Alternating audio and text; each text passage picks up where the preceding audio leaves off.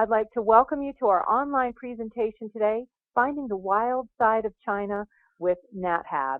And here to tell you all about China and the odyssey of traveling through China with Natural Habitat Adventures is Brad Joseph. Brad has been a naturalist for over 13 years. He's been with Natural Habitat Adventures for over 8 years, leading bear expeditions through Churchill. Of course, they're looking for polar bears. In Alaska, brown bear expeditions, and in China, of course, the panda bear. He has a degree in wildlife biology from Alaska Fairbanks. He lives in, University of Alaska Fairbanks. He lives in Homer.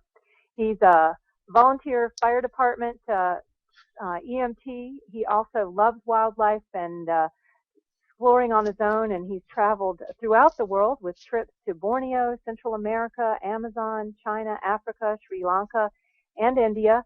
And he's also an accomplished photographer, and many, in fact, probably all of the photographs that you will see today are Brad. So you are in good hands with him. And now I'll turn it over to Brad. Welcome, Brad. Hey, guys. How are you? You don't have to answer because I can't hear you anyway. This is a trip that I am extremely excited about. In fact, I think that I could maybe describe it as maybe the highlight of my guiding career so far, because it's a trip that I feel like I really helped design or designed on my own, or most of it, and had to be creative and work in an area that's exciting, just a total frontier for me, which is Asia and China. I've always been fascinated in learning about, very, very exotic wildlife, and I think that we've put together the ultimate trip that it's not available anywhere else, never been done before, and I think it's perfect. I've been guiding in China for NatHab for about 5 years. Before that, I spent a lot of time traveling around in Asia, kind of with always the dream of working as a guide and doing international stuff in Asia. And here it is, and here I am. So I'm going to basically go through the trip itself and kind of tell you in the beginning the goals, and then I'll just go through the trip itinerary.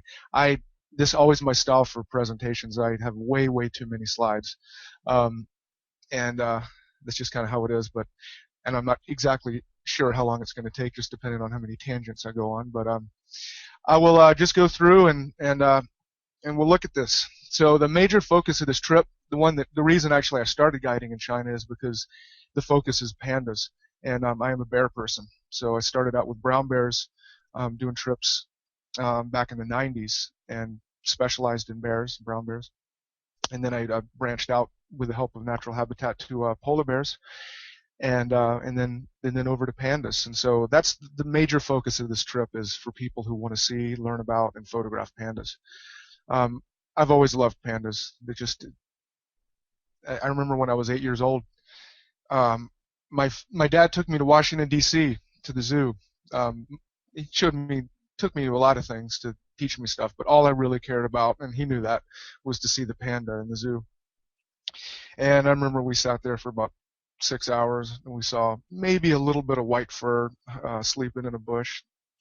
And we came back the next day. We pretty much didn't see any of the rest of the zoo. We just waited for this panda to wake up, and it was pretty disappointing. And I was one of about, it was like, hundreds of people coming in there to see this panda. And I always remember that, when I go on this trip and we see so many amazing pandas up close, and it's just so many people, and I was always been one of them. It's a big challenge to see a panda in a zoo, and just to actually see it move, and it's just like you're seeing an animal that's not even real. It's a magic experience just to see one alive, and that's definitely a highlight of this trip. We have ultimate opportunities to see multiple pandas of all different ages and pandas interacting, and we're going to do it several ways to make sure that we do it right. I love to photograph pandas. I spent several weeks this last spring over there by myself, just photographing pandas. I took this picture. It kind of symbolizes the peaceful, curious, nature of a panda, and they just seem to be gentle animals, and maybe one of the most charismatic animals in the world. I think a lot of people could argue that they are the most charismatic animal in the world. And for some, I got lucky enough that our art director reversed it and turned it into the catalog cover. So you guys will get your catalogs. You'll see that picture, and I took that picture in the Chengdu research base last April. Not only do we see and photograph pandas, there's actually opportunities. It's pretty amazing to interact with them, like you see here. So that's usually the tear-jerking experience of the trip. I do say that I almost cried, and in fact, maybe I did. It depends on your definition of crying, but I think I did cry a little bit when I touched the panda, because I've loved bears for so long. It's actually the first bear I've ever touched. I mean, he's certainly in captivity. I mean, otherwise we'd probably be in trouble. But just to touch a bear like that and have it look up in your eyes, I mean, it was something that brought me to tears. And I mean, everybody else really is one of the lifetime highlights for most people that come on these trips.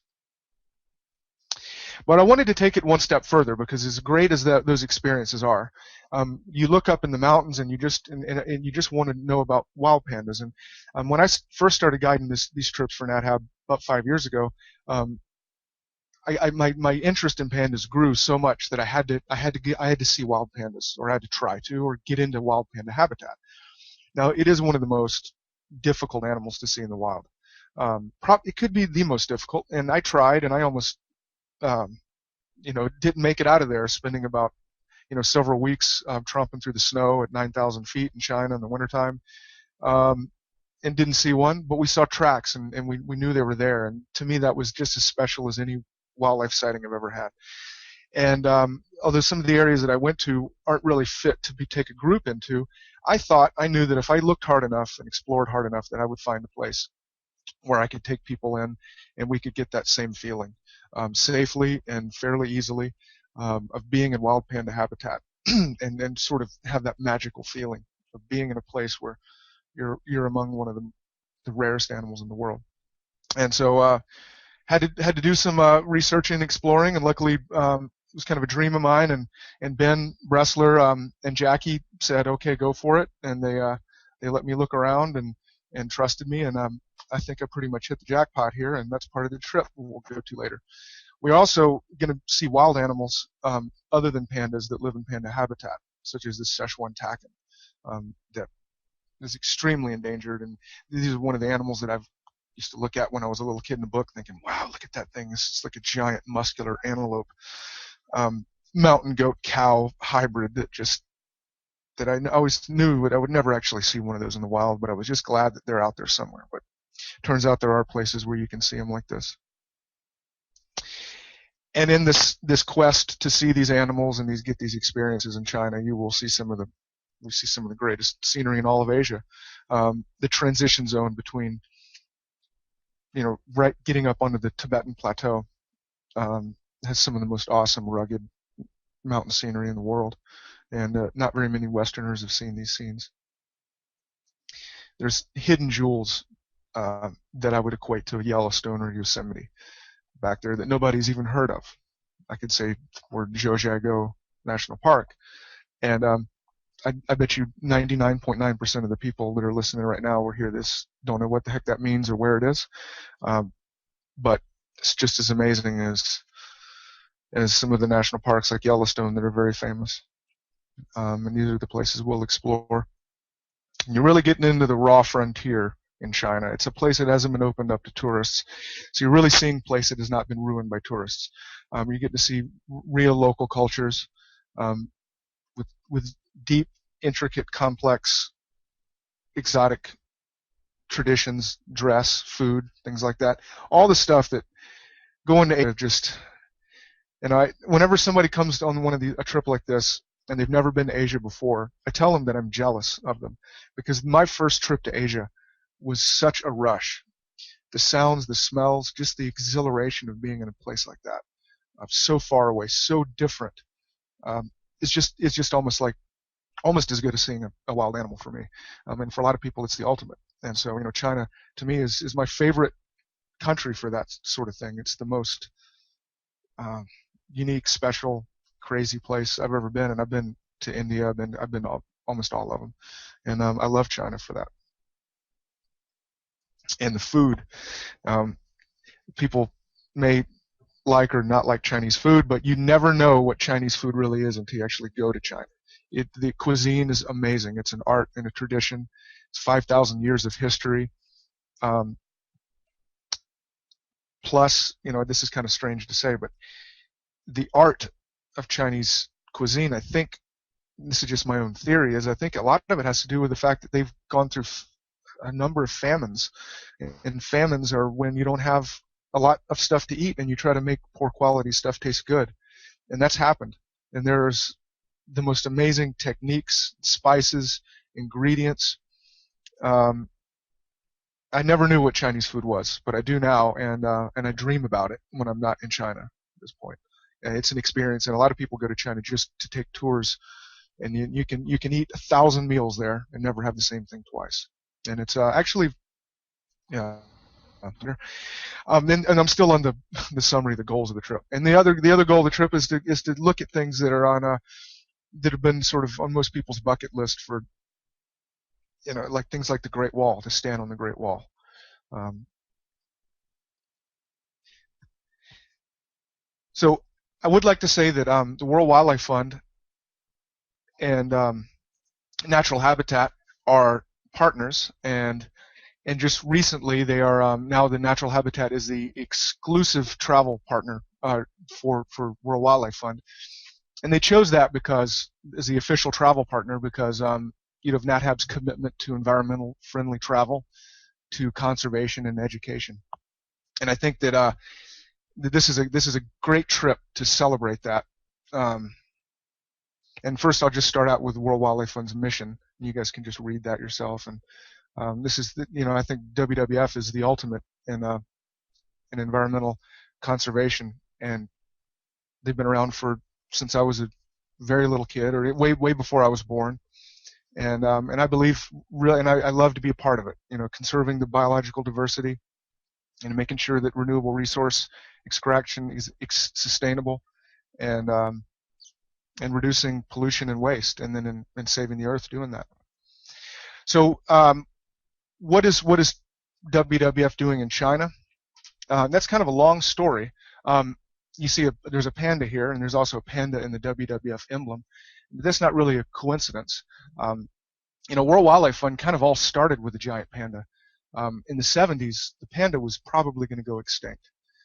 And World Wildlife Fund was the first international conservation organization that was invited by the Chinese government at a very, awkward time for an international organization to go there to try to save the giant panda. The Chinese people, the government, decided that they wanted to save this animal. It was part of their culture, history, and World Wildlife Fund was there to help them.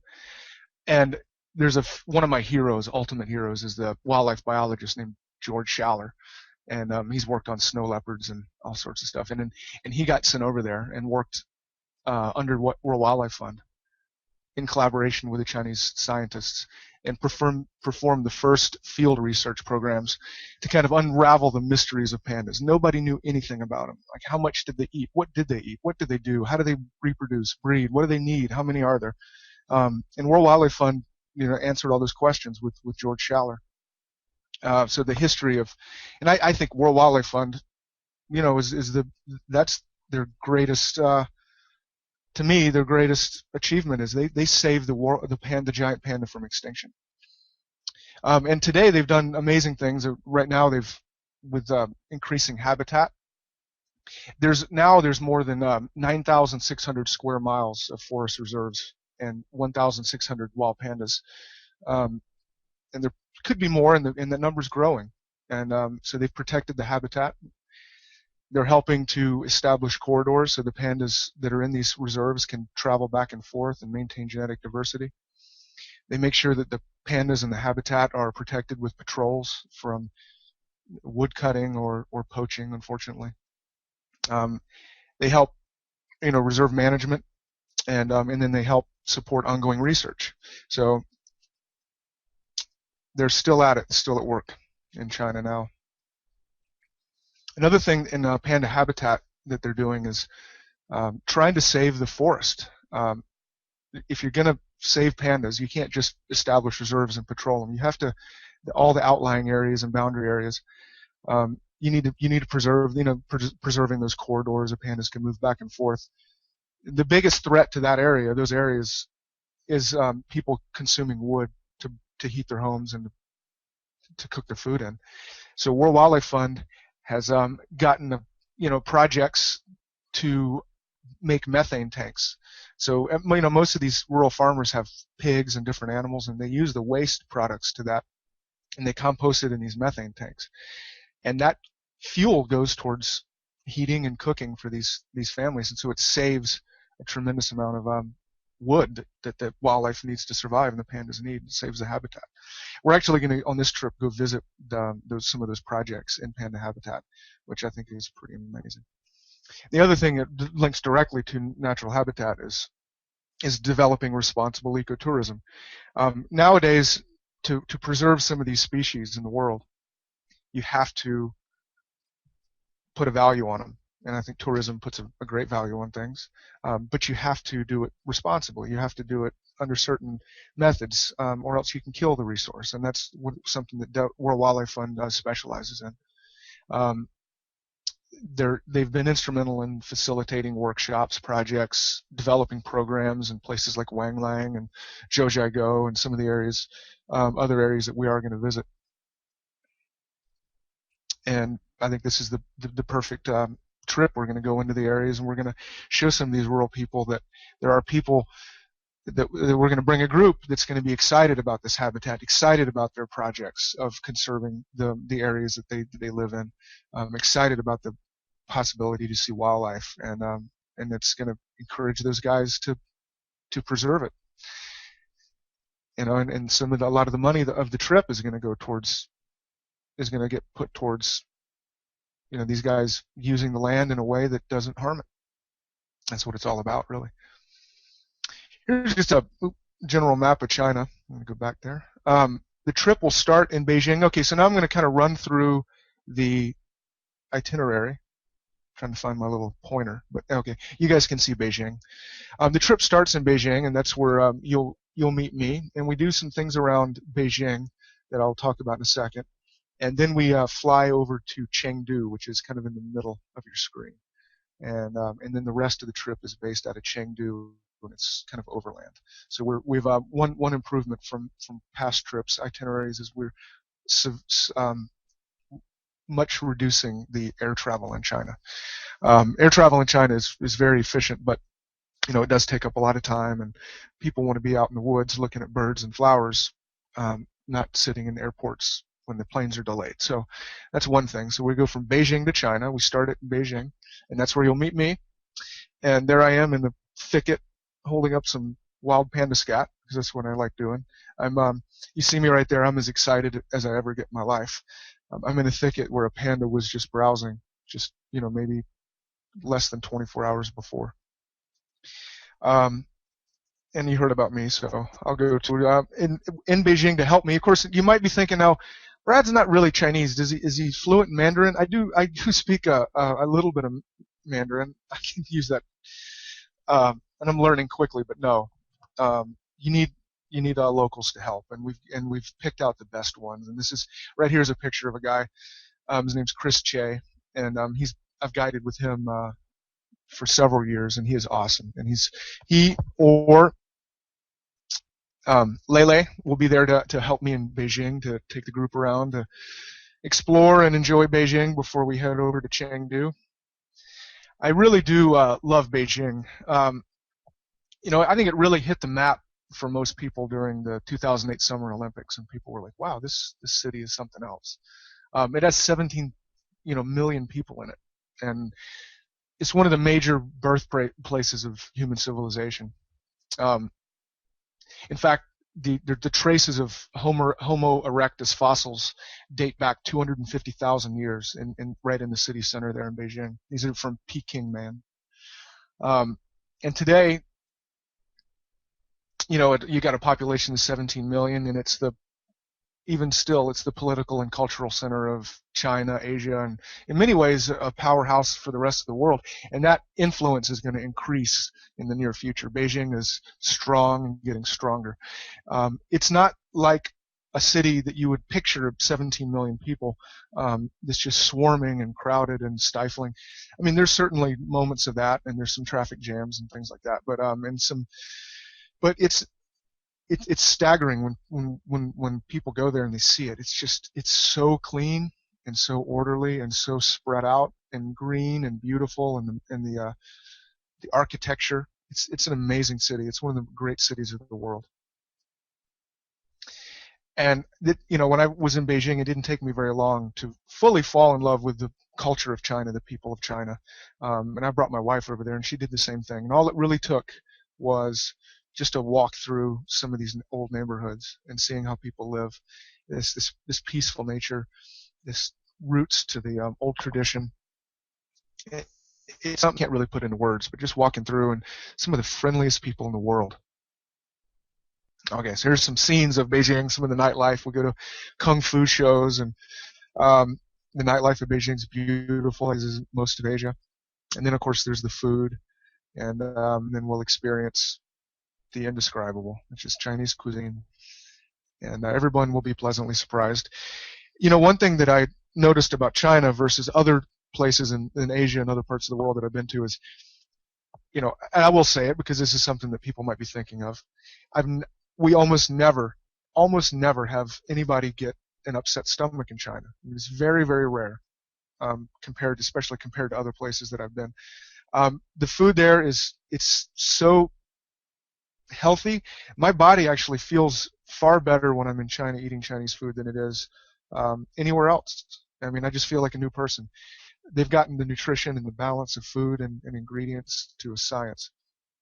And I never thought of myself as really bringing my camera to dinner, but we always do. I always remind people before we go to dinner, like, bring your camera because there would be some really cool food to photograph. It's one of the highlights of the trip is eating, and that will start in Beijing. The problem is you fall in love with Chinese food and you're like, I'm going to have this stuff at home. Well, Chinese restaurants can't do it for you here. And the other thing is you can't even cook it anything like that you have there because the ingredients are you've never even heard of them here, much less get them. There's 200 species of edible mushrooms in China. 200. I mean, I don't know how many we have, but it's not 200. Peppers. I'm actually a spicy food addict. I think more addict's probably the best way to describe it. And China's a good place to hang out. But of course, all the food's not spicy. You have to ask for it to be spicy. So I usually have my own little side dish of homemade pepper sauce, and that they warned me about before they let me eat. But so it's not all spicy food. But if you do like spicy, we can arrange it. And, so one of the great things that we do in Beijing is go to the Forbidden City. This is it's been the ceremonial and political center of the Chinese government for almost 500 years. It's been the home of emperors and emperors' households. It was built in 1406.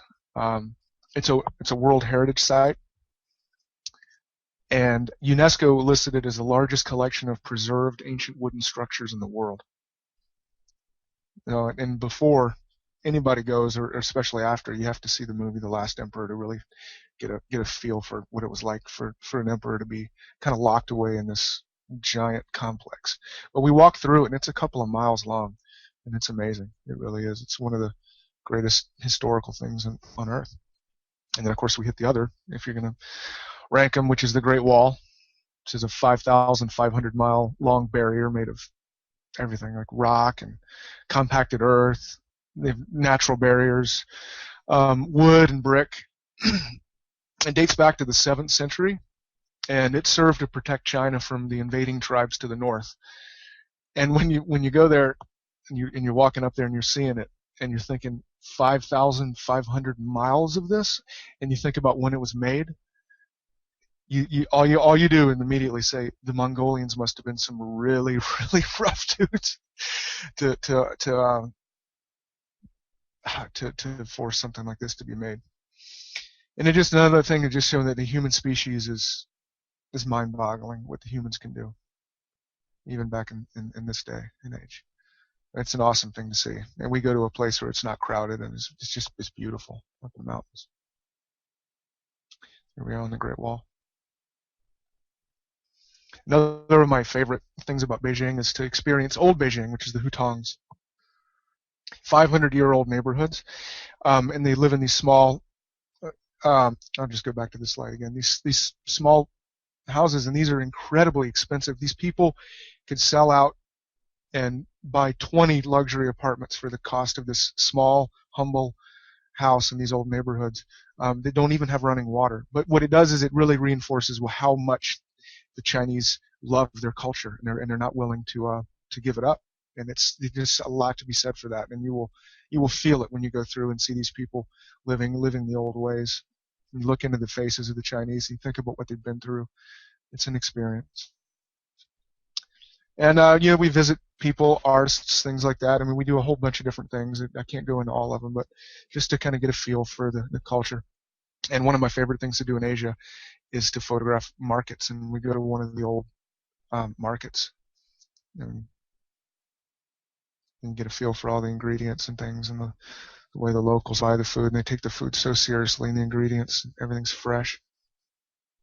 Love to photograph in the Asian markets. Okay, so then Beijing is a quick, intense tour of Beijing, and then we fly to Chengdu, which is I can't remember, like 2.5-hour flight. And Chengdu is a city it's a big city. It's in the middle of the Sichuan Basin, but I will say it is, it's my favorite city in the world. I like it better than Beijing. I like it better than a lot of the other great cities in the world that I've been to, like Bangkok and Mumbai. And so this is just an awesome city, and I can't describe why I like it so much, but it was rated as the highest quality of living in all of China for a major city, and you just have to kind of feel it, and we try to get it across during our time there. The longer you're there, the more you fall in love with Chengdu. The lights, the atmosphere, the laid-back style of the people, the ultra-modern buildings, but also the old stuff and the lifestyle that's modern and old. It's just really cool. So here's a map of Sichuan, this province, and I've traveled around through a lot of China. I've seen a lot of China at this point, and I like all of it, but I love Sichuan. I love Sichuan. I dream about being in Sichuan.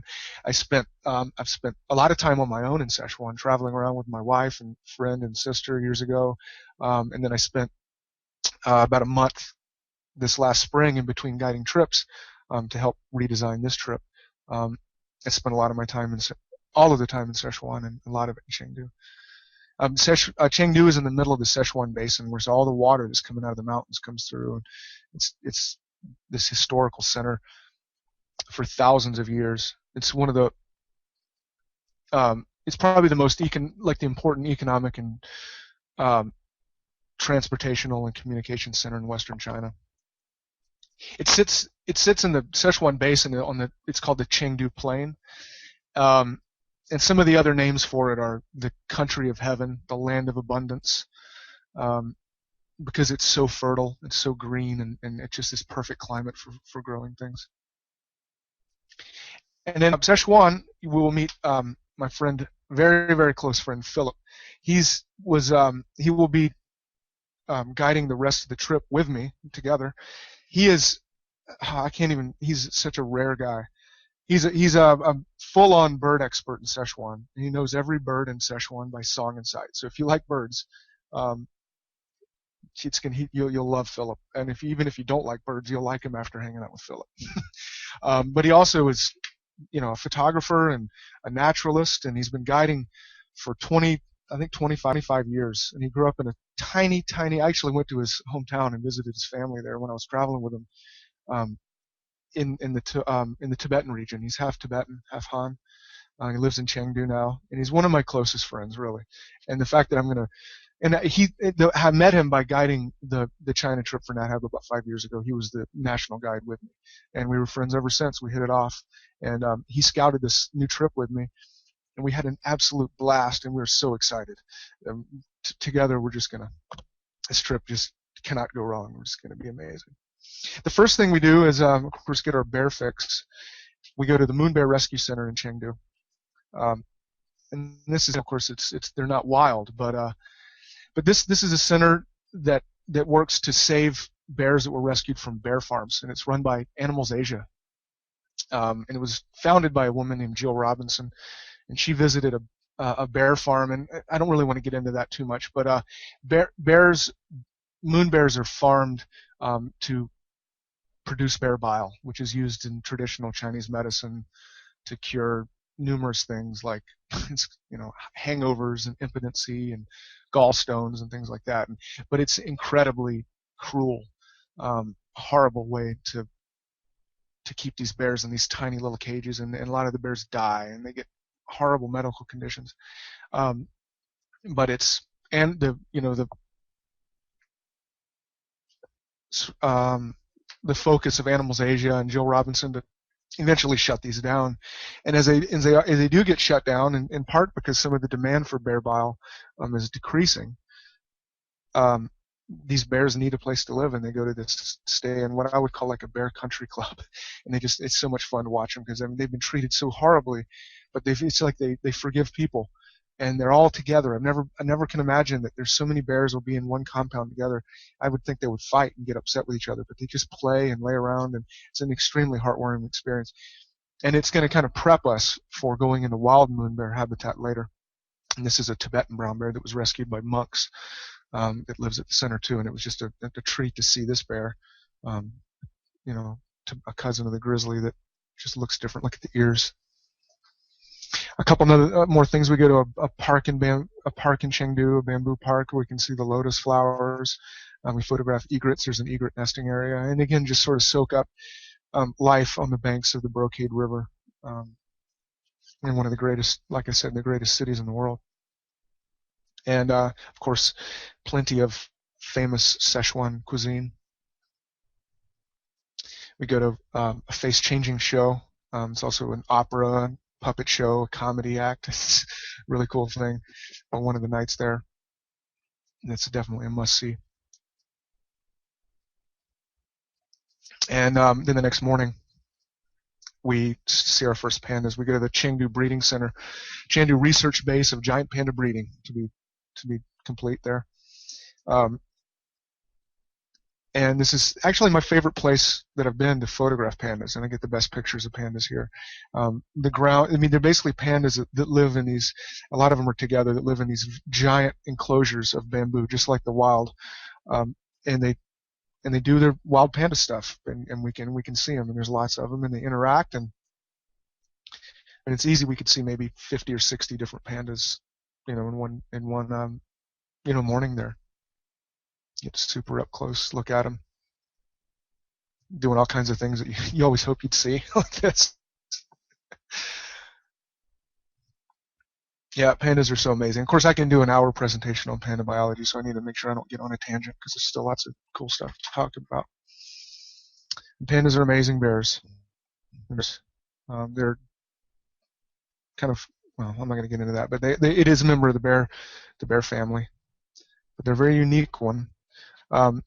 Mostly because they eat so much bamboo, and they've pretty much, I would say, evolved themselves into a tight niche. And it's hard to explain, but pandas can and have evolved to live on only bamboo. And that makes them actually, interesting, but also kind of makes them vulnerable. Why can't they just become a different kind of bear and just eat all sorts of things? They just can't really. I mean, their bodies are so set up in so many ways. And I guess the most interesting way is, if you look at this, is the pseudothumb. So they've got the radial sesamoid bone is an extension of the wrist bone, and it's kind of turned into like a sixth digit. It's not an opposable thumb because it can't move it, but it acts as one, so they can grip bamboo better. And here's just a couple pictures of that. But they pretty much do two things. They eat bamboo, and a ton of it, like 40 pounds a day, and they sleep. So we do definitely know the times of the day to go when you see them most active. And then they interact, and they play, and they wrestle together. And they present themselves to really cool photographs.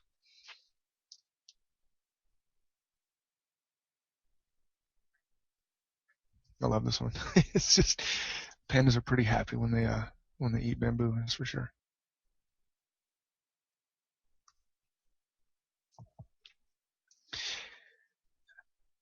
I think one of the cool things about pandas is their black and white coloration can help some camouflage in this snow-covered bamboo shadowy thickets and stuff that they've lived in. And they had a hard time over evolution. And you see the big black circles on their eyes. I think that's to help intimidate larger animals that can kill pandas, like tigers and wolves and brown bears that they evolved with. Sorry, I'm just going to go back and finish that thought here. And then, so, it's kind of ironic that black and white coloration, it's sort of balanced. It probably helped them in violent confrontations in their evolution. But I think, to us, it's one of the symbols of like yin and yang. It's kind of the perfect balance of black and white. It represents the two opposing forces of nature, which symbolizes harmony. And so, pandas are sort of a symbol of peace. And China has presented pandas for zoos to a number of nations as a symbol of peace and harmony over the years.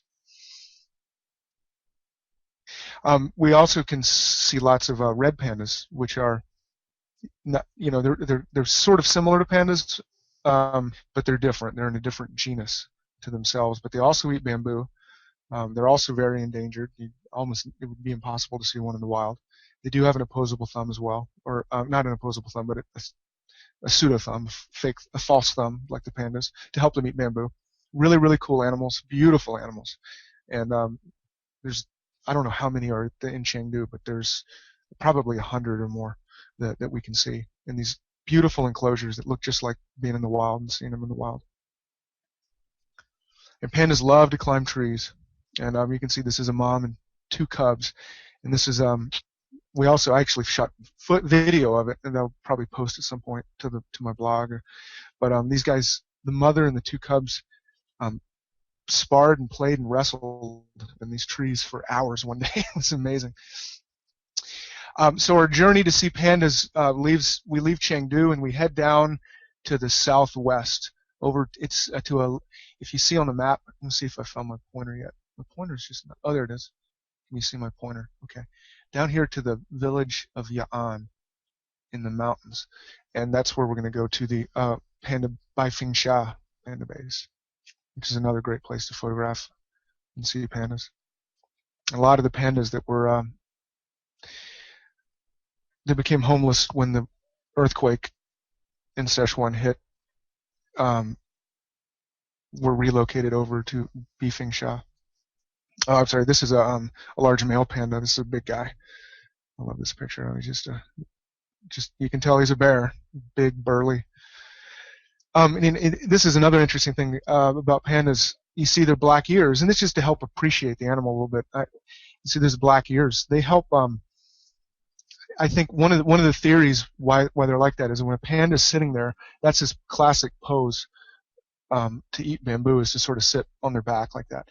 And if a tiger is going to come up and sneak up on him and maybe try to prey on the panda, they're going to be afraid to do so because it looks to them like the panda's looking at them, because those black ears look like a set of eyes.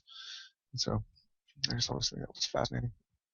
And also, evolving with those large predators, the wolves and the tigers and other bears, that helped them, encourage them to be very arboreal or tree loving. So they do spend a lot of time in trees. They feel very comfortable in trees, although they're not really as nimble as, let's say, a monkey or something. I think it's just because deep in their genes that they're safe in a tree.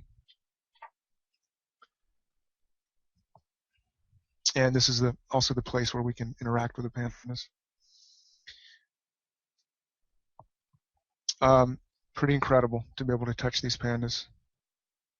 There are there's basically what we do is we go in and we go in during feeding time, so they're so distracted on their bamboo that they're not going to try to play with us. They wouldn't try to hurt us really, but I think they try to play. I know they try to play with us, and we don't want to play because they are bears and they're really strong and they're not domesticated animals.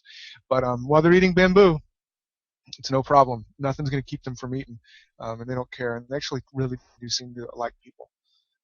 It's a pretty amazing magic experience. Super up close to them and very, very tolerant. And we do a little bit of hiking around in Yunnan also in this kind of this rainforest mountainous area. Lots of waterfalls. It's called the City of Rain, and it does rain a lot there. It rains usually, but nothing that an umbrella and raincoat can't handle.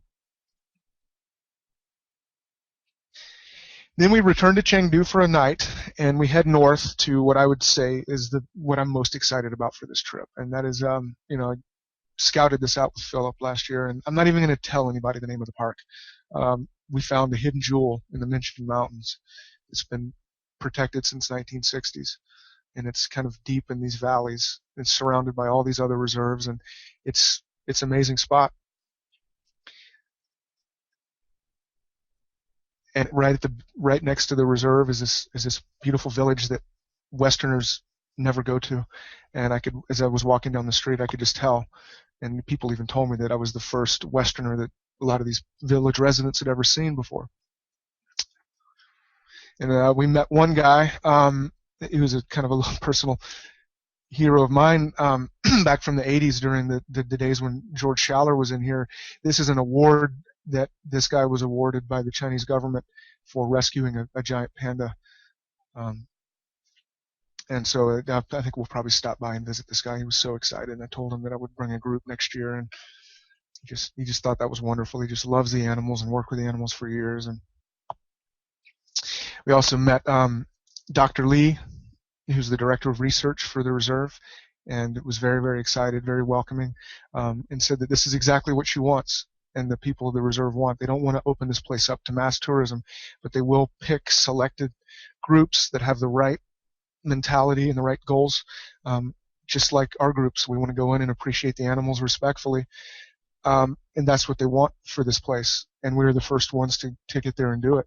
In fact, I think I asked her, what other Westerners have ever been here before, and she said, well, there were 2 backpackers from Sweden once, and there were 2 biologists from America. One was a bear biologist, and another one was a botanist. That's it. And then there was me, and then there's going to be a group next year, and it's going to be really amazing. Very rare opportunity to see this place. And Dr. Lee was so excited, she actually left her office in the village and accompanied us. She's an amazing naturalist, and she went with us. And basically, Philip and I scouted out all the trails and went everywhere to figure out the itinerary and places we can go and what we can do. And this amazing, amazing place. It's a national nature reserve, and it's rated as a grade 1 by World Wildlife Fund as a global biodiversity hotspot.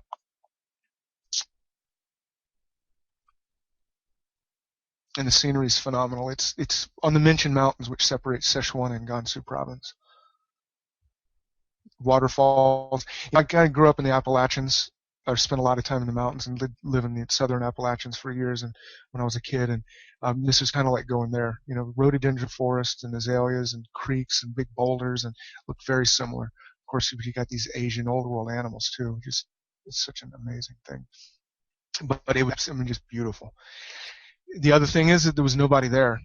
Absolutely nobody there. People don't go there. It's off the radar. Chinese tourists do not go there, and nobody else even knows about it. So it's, like I said, just an amazing opportunity to see a place that's been well protected and well preserved. The animals are there. There's hiking trails there, but it's not been disturbed, and we're going to go there and set a good example and to show what responsible ecotourism can do. We can put the local naturalists and rangers to work and show our appreciation and do it in a respectful way.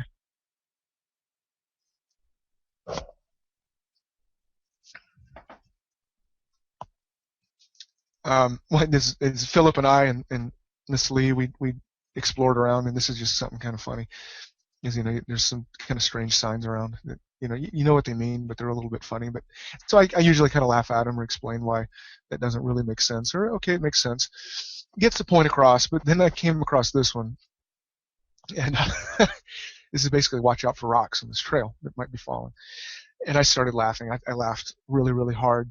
Finally got to take a picture, and I kept laughing. And Philip and Miss Lee came up and said, "But we don't understand it," because they both. Well, Philip for sure speaks amazing English, incredible English. He said, I don't understand, Brad. That it makes sense. There's nothing wrong with this translation. And I just said, it's hard to explain. Have you ever heard of the Rolling Stones? So then, anyway, I wrote a little blog article on this, and the caption for this was, well, as we were exploring, looking for giant pandas and moon bears with Philip and Miss Lee, we found this sign, and we did see Mick Jagger's scat, but he and the other band members usually feed at higher elevations in April. Maybe my sense of humor is weird. But yeah, it is a global. I mean, it is incredibly rich in biodiversity with the insects, the plants, the flora there, azaleas, rhododendrons, just amazing forest, trees, flowers. I think there's something like 250 species of birds. That number, I think, is something like that. And I think we saw about 150 with Philip, which is pretty amazing. This is a Eurasian tree group. This is a Chinese blood grouse. This is a terrible picture, but it's one of the coolest bird pictures I've ever taken because it's a golden pheasant. These guys are so hard to see in the wild, and we're hiking down this road, and one just runs right across the road. And we actually saw a bunch of them. You could hear them all over. There's just these animals that have been hunted to extinction or to the point where they're extremely rare. Trust people, and you get to actually see them. You don't just have to read about them in a book and dream about. Glad they're there. They're actually there, wild, and a golden pheasant. Look at how beautiful. It's one of the most beautiful birds in the world. I mean, that ranks up there to me with a quetzal.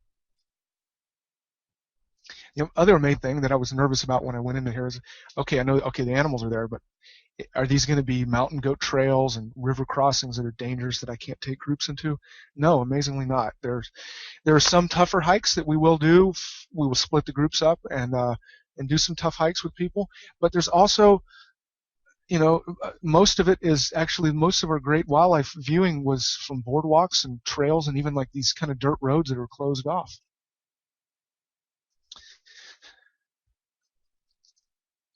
We would go beyond the side of the road, and we would go up and we would spot things in meadows, almost like Yellowstone style wildlife viewing, where you could just look up in a meadow and you could see animals. Now, what animals we see? This is the takin. This was like about 10 minutes into our first hike, which is, I call it a hike loosely. It was an easy trail. It'd be these, and they weren't really that afraid of people. Is there called a member of the subfamily Capernae, or the goat antelopes? It's kind of like a cross between a yak and a mountain goat. There's two subspecies here. The golden one is a golden takin, and then the one that's sort of grayish up to the left, to the upper left, is a Szechuan takin. Very, very tough, elusive, high altitude animals that sort of symbolize Asian wilderness to me. We saw a bunch of them, a lot of them. Awesome animals. There's another one. This is a musk deer that we encountered on a hike. Musk deer are incredibly endangered. They have two things that are interesting. They're more primitive than the normal deer. They're in a different, but they have long canine teeth to help them kind of dig through the undergrowth, but they have canine teeth even though they're a deer. They also have a musk gland, which unfortunately for them has been used extensively to make perfumes and incense material and medicine. And it still is one of the most expensive animal products in the world. So that doesn't really help when you have something like that. But amazingly, I knew a musk deer. I mean, I'd seen them in museums and stuff and in books or whatever, but I never thought I'd ever see a musk deer in the wild. And not only did I see one, I got a picture of one. I couldn't believe it. So if you're a fan of these rare animals that were almost extinct, to the chance to see and photograph some of these animals, if you're really into that kind of stuff like me, this is one of the coolest experiences in the world, is going to this wildlife reserve. This is a sorrel, which is a kind of a mountain goat. And I posted this on my blog, and I looked around on the web, and I think it looked to me like it was one of the only, if not the only, picture of a wild sorrel posted on the internet that wasn't from a remote camera or a camera trap. And I just got this with the 300 while I was walking down this path. Amazing. There's also a lot of primates there, which isn't something when we're on a bear trip. I've never guided in a place where you can see wild primates, which is amazing. The macaques, these are actually a small band of them. This is a species that's pretty common in all Asia, the ones you see in India and stuff. But this is these guys are pretty shy and they live in the forest and they come down to feed in certain areas. But then one of the top 10 for me, like I would say bucket list of animals to see. I have got a very complex bucket list of animals, but definitely it's the Tibetan macaque, and these guys are pretty common in the park. I mean, and common and not afraid of people. The Tibetan macaque, what it's awesome. It's they're threatened and they've listed by the IUCN as threatened, and they're on the Appendix 2 of the CITES list. So they're not a very common monkey primate to see. You're not going to see very many of them. It was a big deal to see them and photograph them like this. And they live up at elevations up to 8,000 feet in the Himalayas. Some pretty habituated troops that were very close and didn't mind us coming up, and we also saw very wild, shy ones that would scream and run away in the forest while we were hiking. So, we kind of got to see both. Tibetan macaque. I'm definitely going to speed up my pace here, unfortunately, because I got 8 minutes. The other species of primate that lives here is the golden monkey, and we weren't lucky enough to see one, but there's always the chance, and there was fresh scat around. So the other thing that we do on this trip that Philip and I worked pretty hard to do is we have exclusive permits to these closed areas that when I say nobody goes there, I mean nobody, and except a couple of the wildlife protection rangers.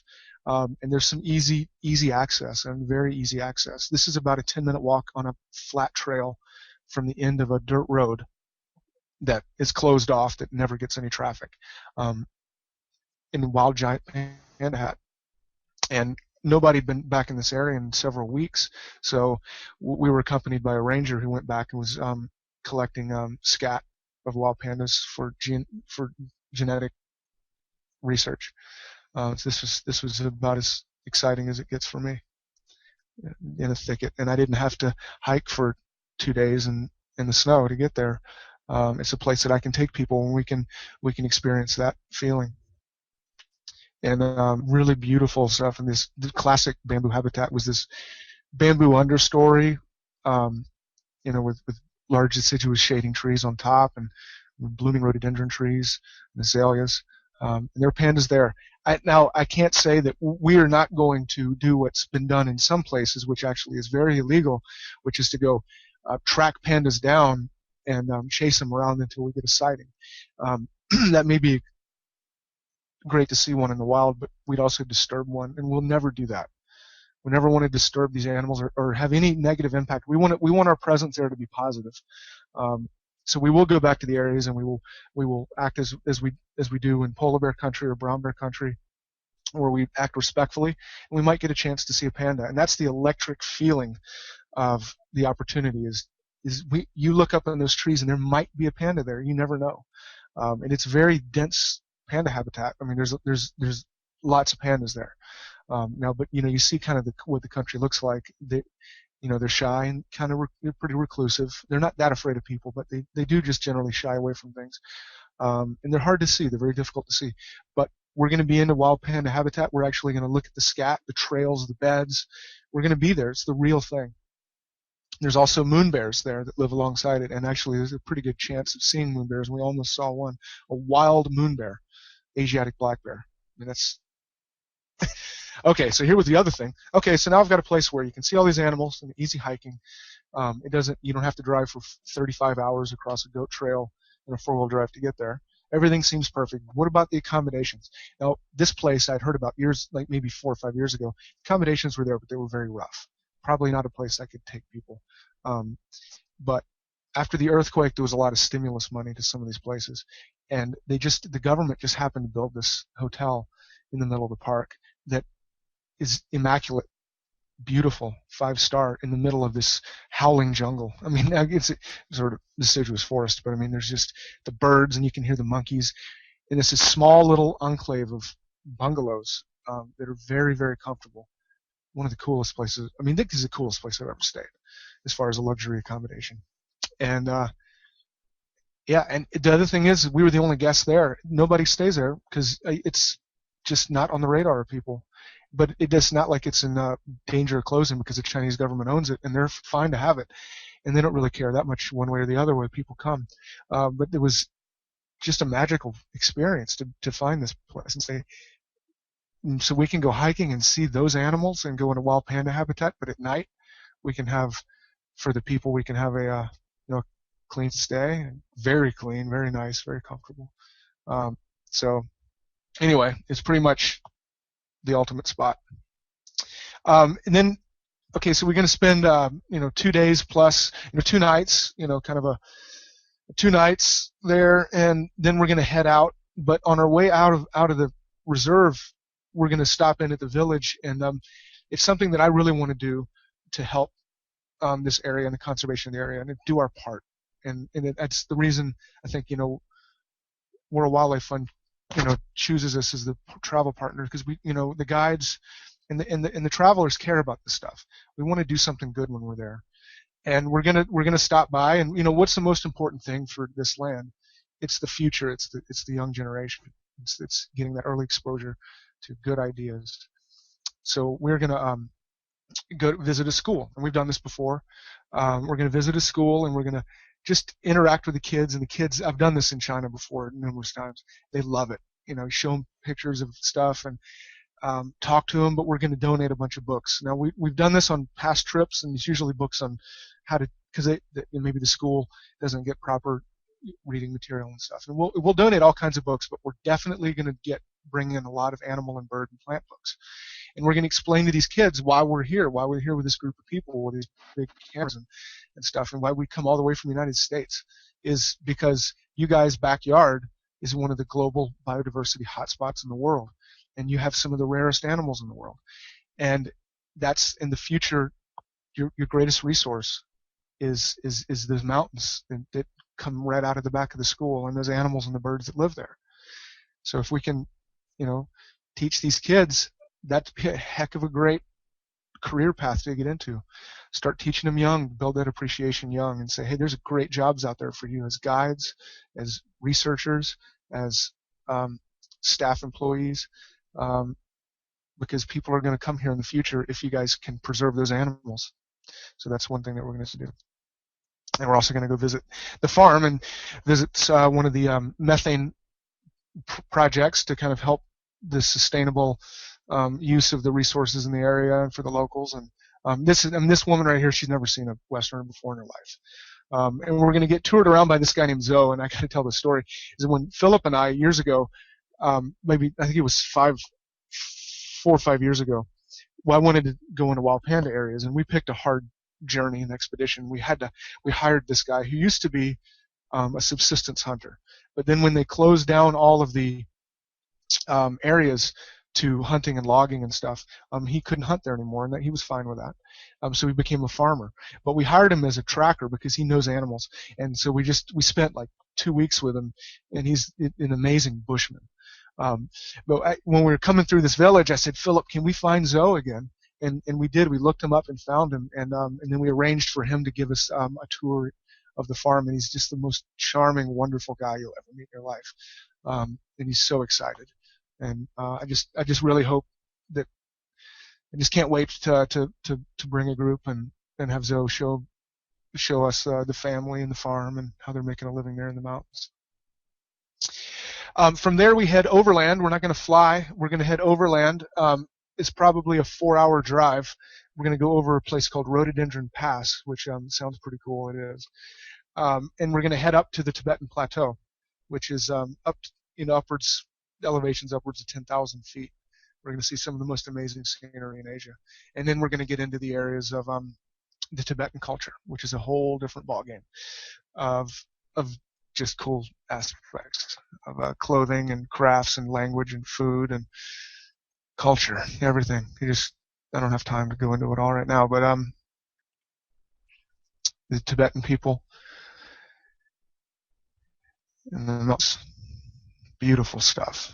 Just like looks like Glacier National Park, except instead of grizzlies, there are pandas in there. Instead of bison, there's takin. It's similar but so different. And this will hit Zhoujiago National Park, which is famous for its lakes and waterfalls. And we'll hike down. We'll spend a day hiking down these boardwalks, really easy hike, to see this chain of lakes and waterfalls, which are amazing blue color because of the minerals in the water. Incredible place for birds.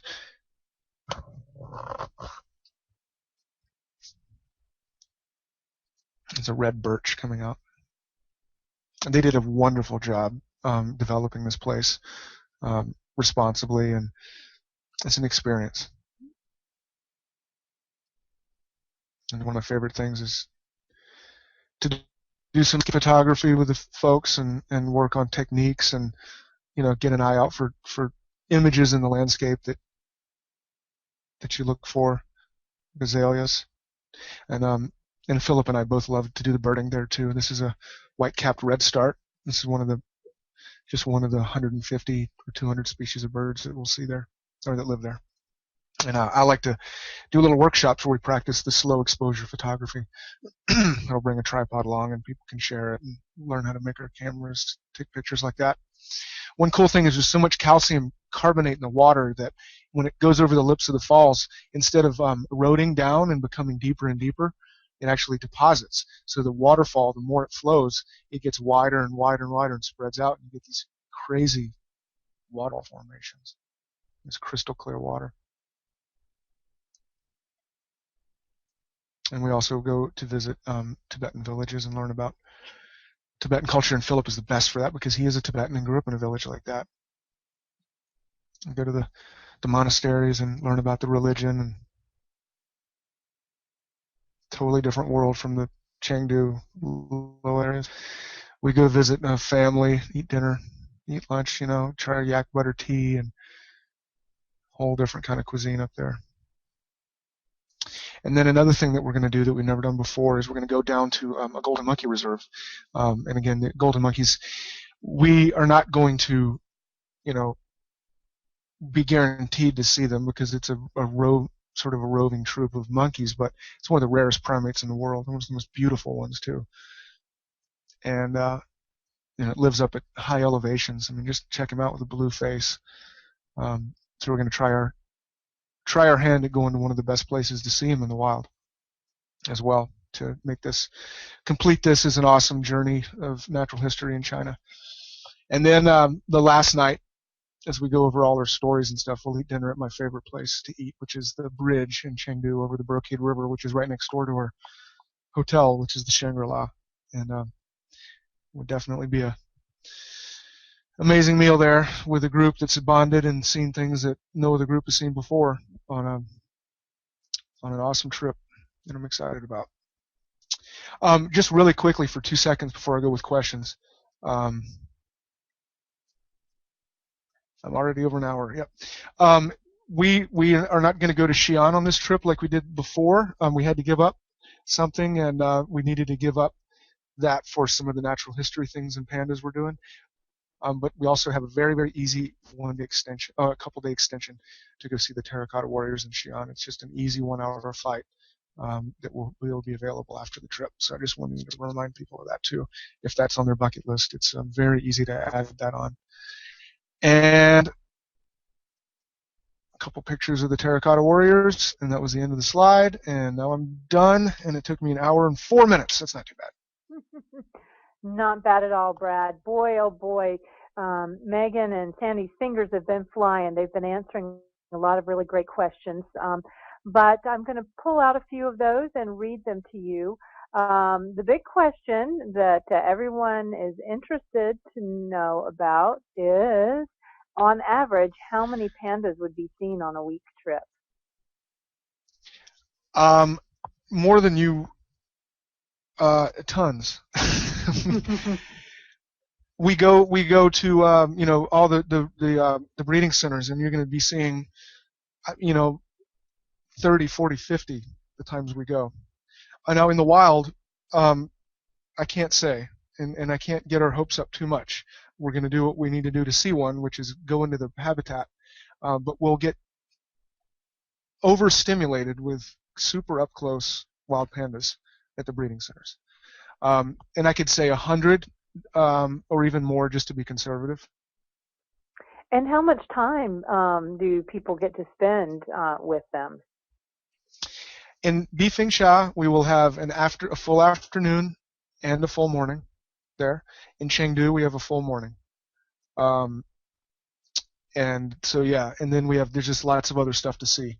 But yeah, so that's how we do it there. Okay. And then how much time is spent transferring throughout the different areas that you visit on this trip? I think the question is really how much time is spent in vehicles and other modes of transportation. I'm very sensitive to that, and really worked hard to keep us doing fun things. In the past, sometimes we've spent too much time in airports and stuff, delayed flights and things, and that's going to be gone. We're going to have one flight basically in the trip. It's one flight to Chengdu, and then we're going to be ground based the rest of the time. And we will fly back from Zhoujiaigou back to Chengdu, and that's the second flight. But a lot of the flights are cut out of it. In the buses, it's a great experience to see the landscape. But I would say that try not to have any of the drives more than 3 or 4 hours. Okay. To drive to Bifingsha is 2 hours. To drive to the nature reserve, it just depends on the road conditions and things like that. But I'm going to say I think you could probably bet on 3 hours to get in there, and then once we're in the park, it's all just hiking and stuff. And then we have I think it's a 3 to 4 hour drive up to Zhoujiaigou from there. So Philip and I really worked hard to try to make it. Try to cut down on some of the things that might be uncomfortable for people, and also make sure that we have ways that we can use the restrooms when we need to in appropriate manners and things like that. Stuff it's kind of funny to say that, but stuff that can be tough in rural Asia. But without me going through too many details in a 1 hour webinar, this is a NatHab trip, and that we have gone to every length possible to make it the best trip possible. It's also safe, it's comfortable, and we get to see the coolest stuff. Yeah, sounds like it. Okay, easy question for you. Best time of year to travel there? We have two times where we go, and it's April and September, in my opinion. Mm-hmm. The temperatures are good, and and everything. It's kind of off season for travel, so yeah, April and September. So both have their, I guess both have their pros and cons. April's flowers and better for birds. September is better for, it's a really good chance to see wild moon bears in the park because they come down and eat walnut trees and stuff like that. So they're both excellent times. Okay. But we're going to avoid the heat and avoid the cold. China can be very cold in the winter, so we'll be there in the spring and the fall, which is a cool time to go. Mm-hmm. Okay, good. All right, question about food. Will the food that is being offered be identified so that we don't offend anyone? Absolutely, yep. Philip has been guiding trips for groups like us in China for something like, I don't remember how long, but it's 20 years or something. It may not be that long. I can't remember what he said, but it's been longer than me. So he knows the dietary ins and outs. So all the food will be identified, and we'll even for some of the meals, and we can ask questions and answer questions about what we're going to be eating before we get in there. But we're not going to have any offensive food offered. Everything's going to be good, straightforward, and we'll explain everything. And it's all part of the experience. And so I do see where that question's coming from, and all I can say is that we've got that covered. Okay. All right. Very good. Well, Brad, this has been amazing, absolutely amazing. So many wonderful compliments have come in through the question box, and I'll make sure that you get a copy of those so you can see the feedback that everyone gave to you today. And so I think we're done with questions. Special thanks to Sandy and Megan who watched the question box throughout. And I'll just turn it back over to you now for anything else you want to share before we go, Brad.